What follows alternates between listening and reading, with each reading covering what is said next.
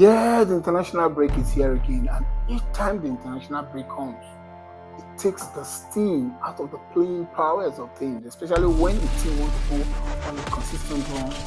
Suddenly, the international break comes and it takes off the steam of them. And for some club sides, it is an opportunity for them to regroup, go back to the drawing board, look at the things they ain't doing well, and correct it. And for some teams in the English Premier League, they had back-to-back victories, and some were knocked off the cliff, and some that started a flying start. All of a sudden, they're having a topsy-turvy performance on and off the pitch. Eventually secured a victory. And back there in La Liga, what is truly happening to Barcelona? With Hansi Flick bringing up the players, or rather setting them up in a 6-1-1 formation against Sevilla, a team that hadn't notched a victory over Barcelona for the last 10 years. Suddenly, they destroyed Barcelona. The one remarkable thing about that match is that the English lad, Marcus Rashford, got his name on the scorer sheet, so beginning to find his scoring powers. Well, I'm so glad for him.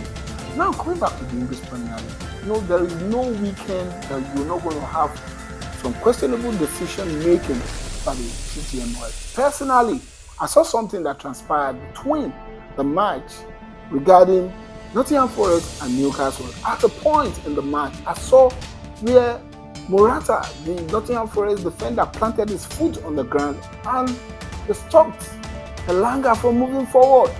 He was issued a yellow card. That is what caught my attention, especially when the PGMOL wanted to argue the Pope's foul against Victor Gyökeres wasn't the foul. And they said the foul planted his foot on the ground, and as a result of that, they moved it and they fouled Victor Gyökeres. So how come it wasn't issued a yellow card?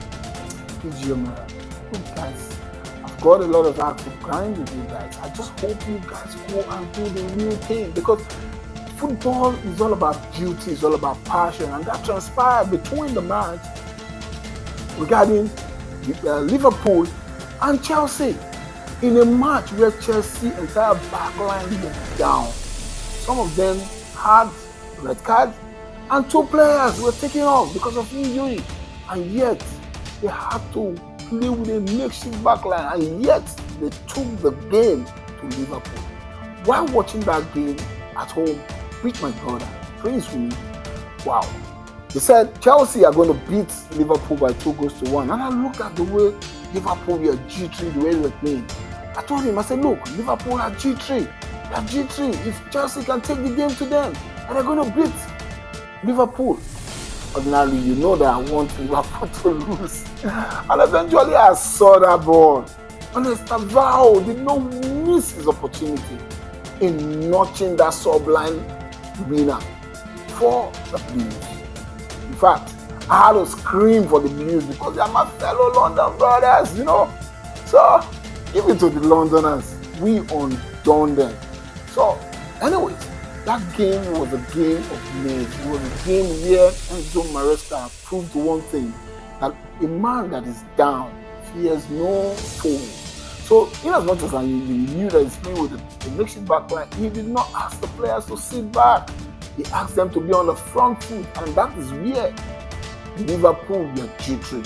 And I knew that if they take the ball, the game to them, definitely they were going to notch a goal. Kudos to the Liverpool substitute goalkeeper. He played a fantastic role. He did very well, because if he wasn't good, Liverpool would have leaked in a lot of goals. Now, coming to United, this is a team that's been going through topsy-turvy 6 and 7. Suddenly, they were able to notch in 2 goals from Sesko and Mason Mount. But those goals were not like your traditional goals, and you see players taking their chances and scoring fantastic goals. But it was just defensive flaws of Sunderland. And kudos to Sergio Lehmann, because he proved his mettle that it was worth the buy for United. So I'm beginning to wonder why Amorim chose to leave him on the bench.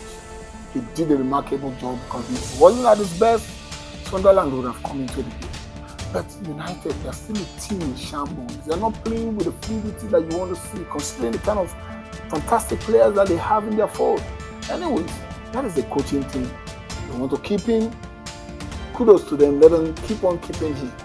Then the next is Arsenal.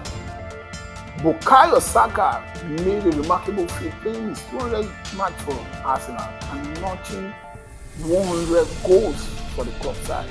55 goals scored and 45 assists. That is phenomenal for a young player from PLN.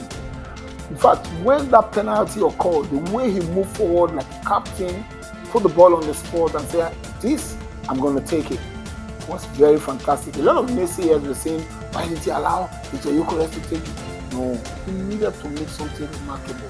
200 match, make it something remarkable, and he made it remarkable. The penalty, top of the pack, fantastic, very beautiful. The way he sniped that ball into the net was something that there's no goalkeeper in this world that can get it.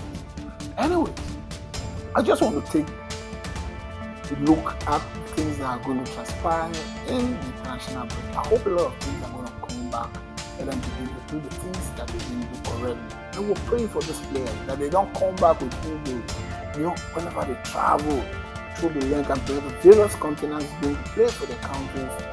Wow, they always come back with injuries. Just like you see, the Odegaard is off. He's going to be off for a couple of weeks with a media ligament issue. So we pray that he's going to return back in better shape. Anyways, this has been on this edition of Offside, brought to you by Arsenal fans. To come your way again, don't forget to share, to subscribe, and keep making your comments count on this channel. It is because of you that we are building this channel together. Until then, keep it tight!